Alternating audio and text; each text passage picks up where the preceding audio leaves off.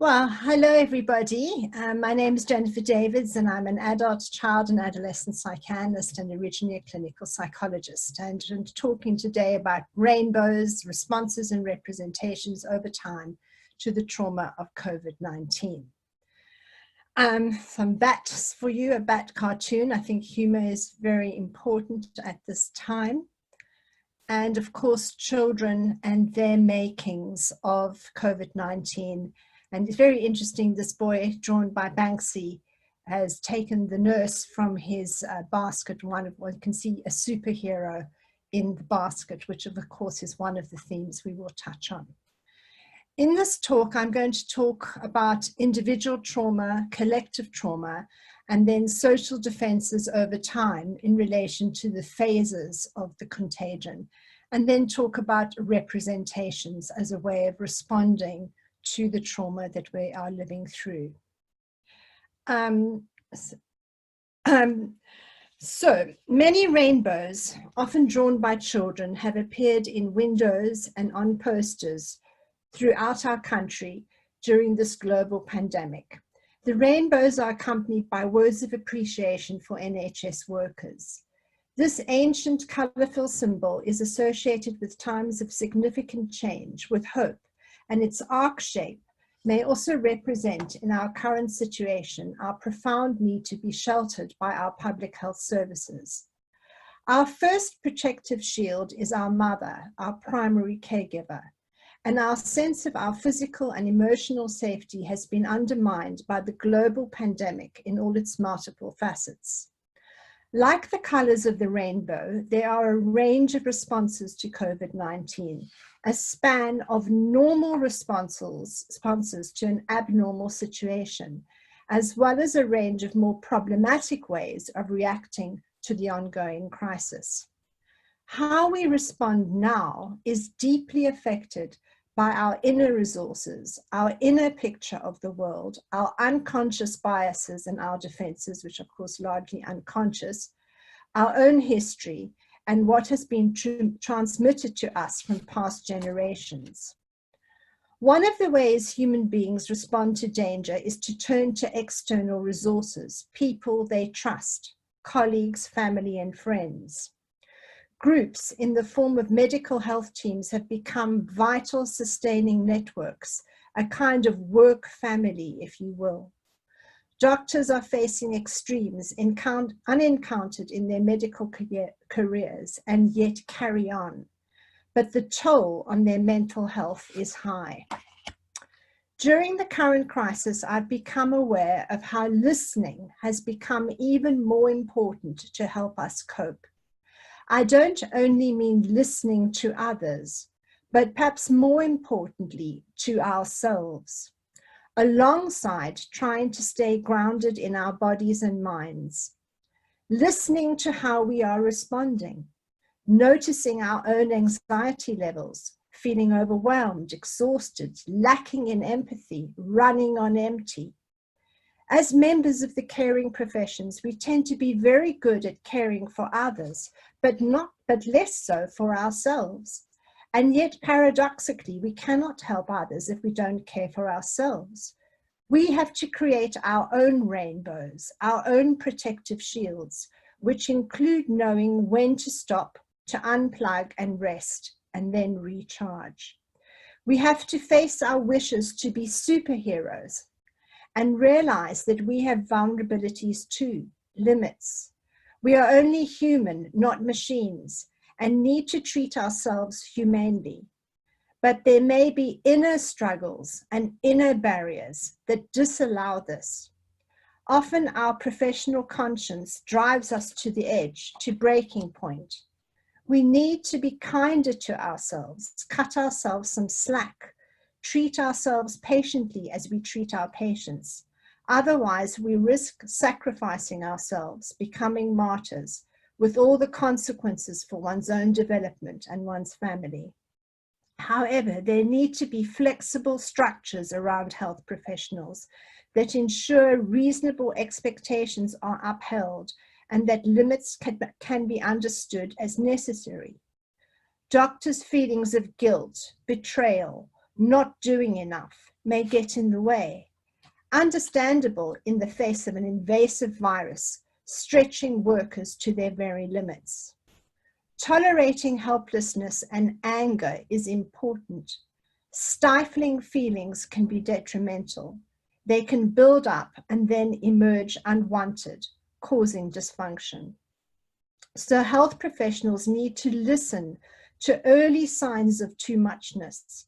For example, feeling on edge for much of the time, difficulties in attention and concentration, not sleeping, not eating, withdrawal, high or low moods, addictive behaviors. Now I want to move on to some definitions coming from the psychoanalytic literature. Of course, Freud himself, a doctor and whose daughter died in the Spanish flu, defined trauma as an uncontrollable influx of excitations that are too numerous and too intense. There is a sense of something shattering, devastating, which cause internal disruption to functioning. Anna Freud cautioned against the loose use of the word traumatic. Trauma is best not to be confused with any pleasurable experience. I think of traumatic experience as having the following qualities: loss of safety, loss of a sense of a protective shield, of a skin, sudden, overwhelming, a sense of helplessness and meaninglessness, a sense of paralysis, of time stopping, and of being on one's own with no one to turn to, so isolation and alienation. Not everyone responds to the same traumatic situation in the same way. Some are more resilient, some are thick or thin-skinned, some collapse. Importantly, we have to be careful of our assumptions. What we think is traumatic for another person may not be. And Anna Freud gave a very interesting example of a young boy in World War II whose house was hit by a bomb. He was flung across the room, and everyone thought that that would be the traumatic thing, of his house being destroyed and of being flung across the room. But many years later, when the boy presented for treatment, he told his analyst that what was actually the traumatic element was that as he was flung across the room, he pooed in his pants, and he felt enormously ashamed and humiliated by this. So the traumatic element is often something that relates to the sense of the self, something we feel that reflects badly on our precious sense of our individual self. And it's normally got to do with some sort of vulnerability or limitation. Trauma can also stir up previous painful life experiences, what we call the return of the repressed, where we perceive something uncomfortably familiar in the current situation, sort of déjà vu. And there are also universal fears that trauma can bring to the surface: helplessness, abandonment, being trapped, etc.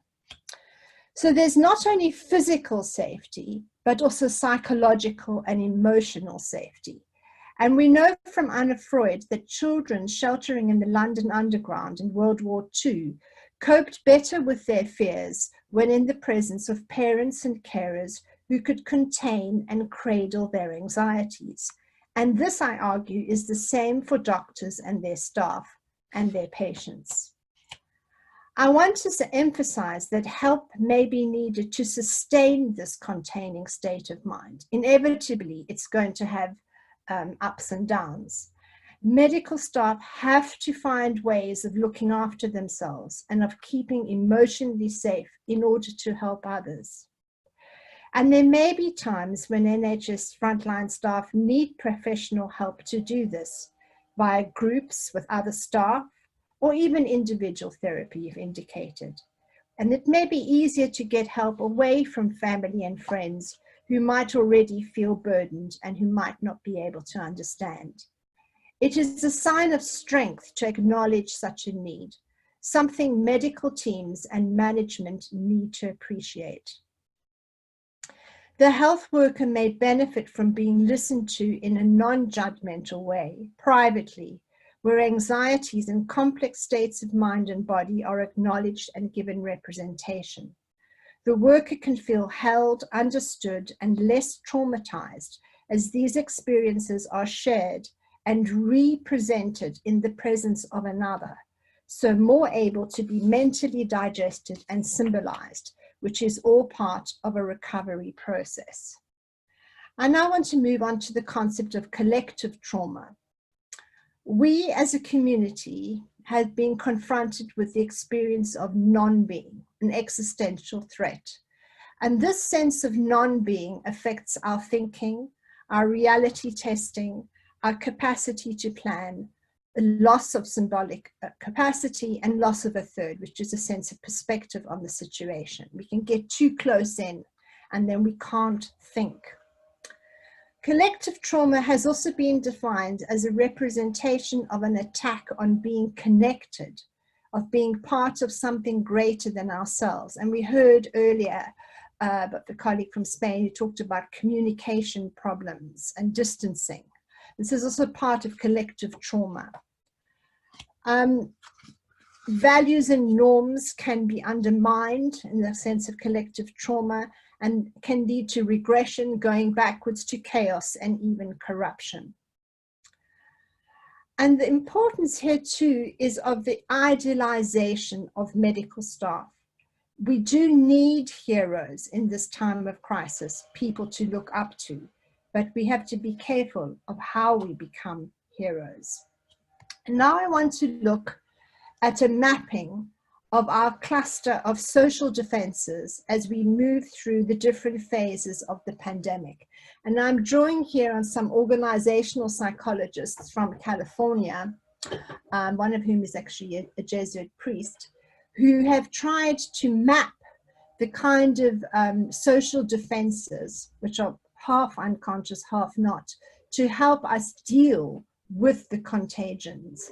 And I say contagions because there's the contagion of the pandemic and the contagion of fear. So they're two parallel contagions. Communities respond according to their levels of resources, resilience, and importantly, capacities for complexity. Because the COVID-19 crisis is an immensely complex one with its multiple spin-offs. So these clusters of defenses, which we can see, are potentials that gain variety of expression. And the whole model is really one of dynamics. So we move between these different stages. I mean, we've gone from here to there and we're never going back, but we can revisit it. It's a dynamic model. So to go to pre-contagion, there are three blends of defense here: ignorance, indifference, and denial. Initially, contagion is not worthy of notice. It's somebody else, it's somewhere else. That the threat is met with relative distance and indifference, and there's a lack of empathy. Ignorance is I don't know, and I don't want to know. There's an active absence of engagement. Ignorance is bliss. But as this defense erodes, as it's become, one realizes contagion is real, it leads to indifference, which comes in many forms. Passive, which is associated with numbness and compassion fatigue. It's out there, it's terrible, but there's nothing I can do about it. And active, keeping it out of mind and heart.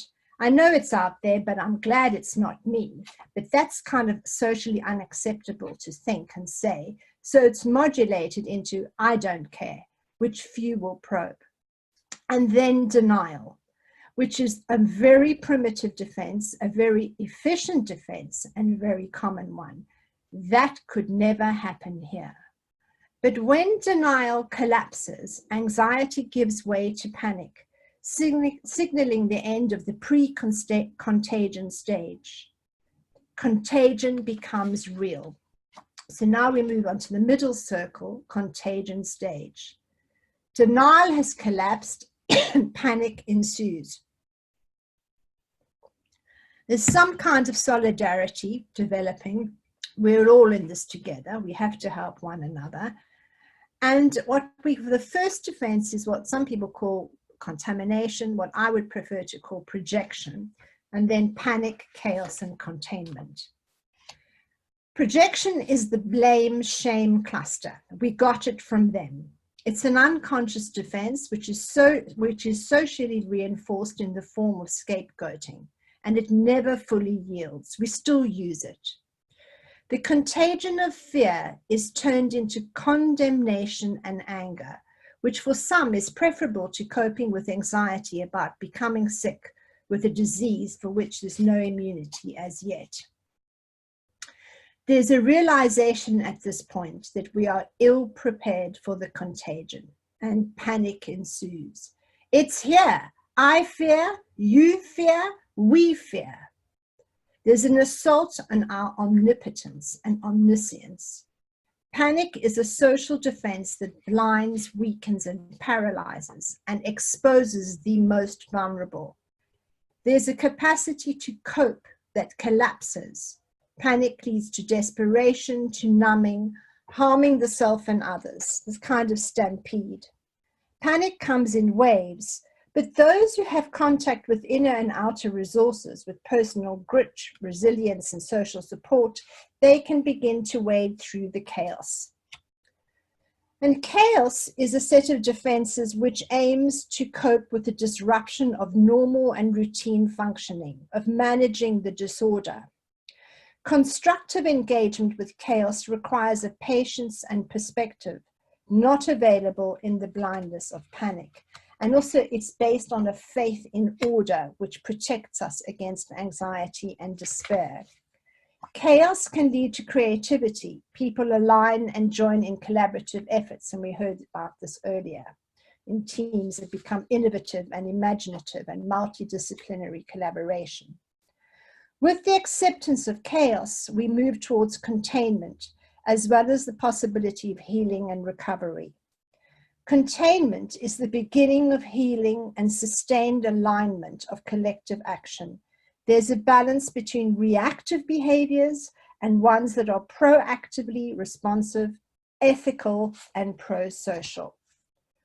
I'm not going to, unfortunately, go into post-contagion, but finally, I just want to talk a little bit about the representations. And here we see these wonderful cartoons from The Spectator. We see Rapunzel, who's cut off her own hair and was very self-reliant, but also, of course, stays trapped in the tower. So all these interesting responses. Representations. When we are shocked, numbed, or panicked, it's difficult to stand back and give expressive shape to what we've been through. In the middle of a traumatic event, it's very difficult to symbolize, and yet it is this symbolic representation that is so crucial to the process of healing. Health professionals will have seen extreme things, and all these experiences and more need to find ways of expression. It's not one size fits all. There can be many ways of giving shape: talking, crying, having a quiet private moment, drawing, writing, playing music, gardening, humor. We all need to find ways of putting ourselves together again, turning to activities that restore some sense of wholeness and peace. Trauma can render us shattered, devastated, internally disrupted, derailing our capacity to think straight, act wisely, and plan. But we can heal with a little help from our friends, a la the Beatles, but inner and outer friends, that is.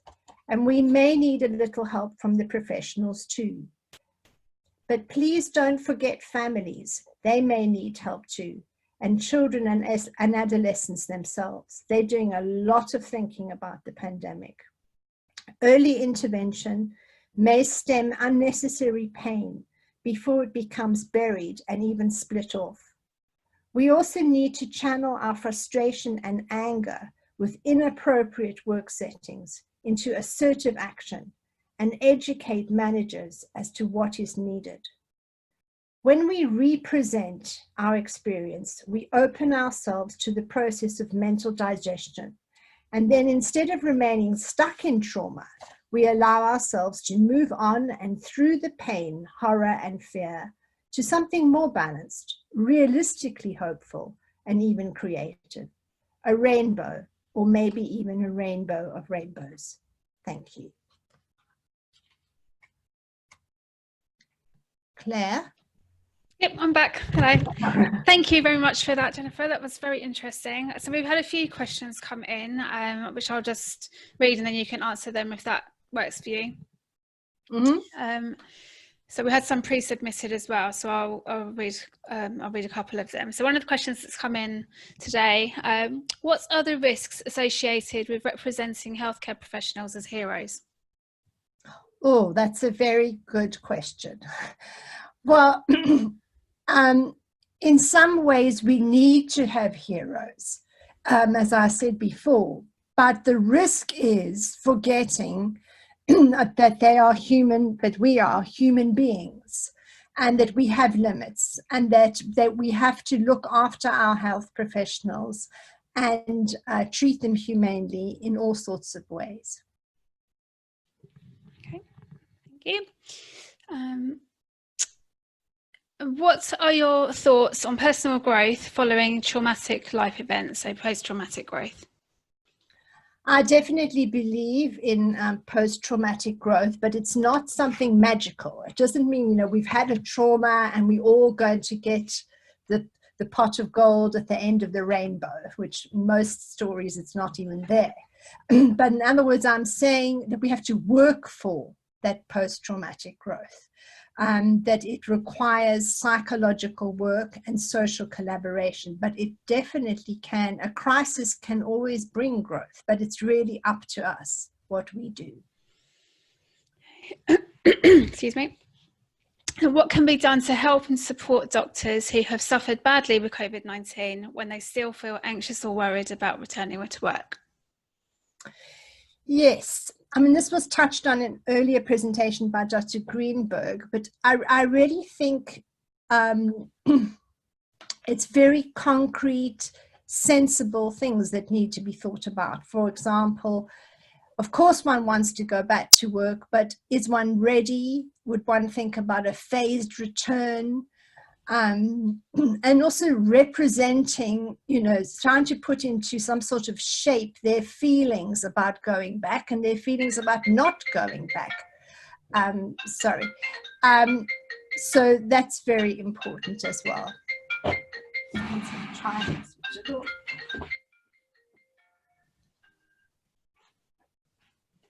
Sorry. What timing? Okay.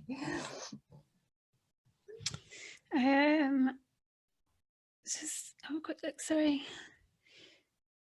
I think what I'm saying about is really acknowledgement. I think this was a word used before, is that to acknowledge, the conflict, because it's not only the external situation, it's what we bring to it, that we can have all sorts of conflicts inside and stresses inside and get ourselves into a real muddle about these things, but to acknowledge that it's very difficult to make those decisions. And one really has to treat oneself in a kind way, hard as it is, to not immediately go back or to go back and feel absolutely petrified of getting sick again.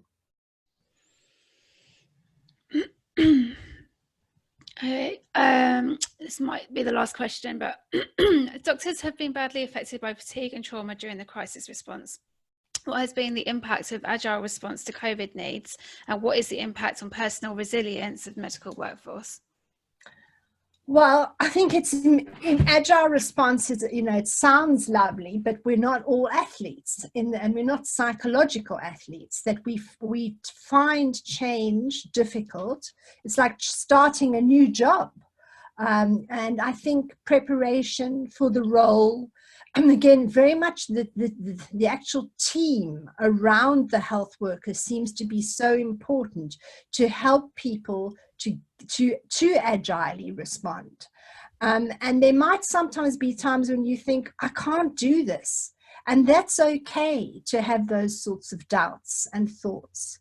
That's what, the superheroes are allowed to sometimes not be so super. To actually allow yourself to, because that might actually help you to respond in a good enough way. But to realize that an enormous amount is being expected of you, but you're going to try and do the best you can at the same time as allowing yourself to make mistakes and allowing yourself some time off. I think this is very, very important. Thank you. So the resilience is really linked to the taking care of taking care of ourselves, taking care of our colleagues, a sense of being taken care of in a realistic way, and also the expression of feelings.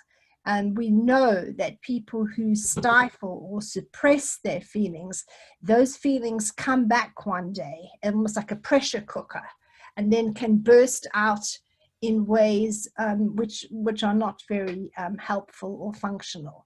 So really allowing oneself not to just be super heroic and not just never allowing oneself to feel grumpy, or, you know, in never allowing oneself to feel real joy, for that matter, when a patient is discharged and they seem to have responded to the treatment.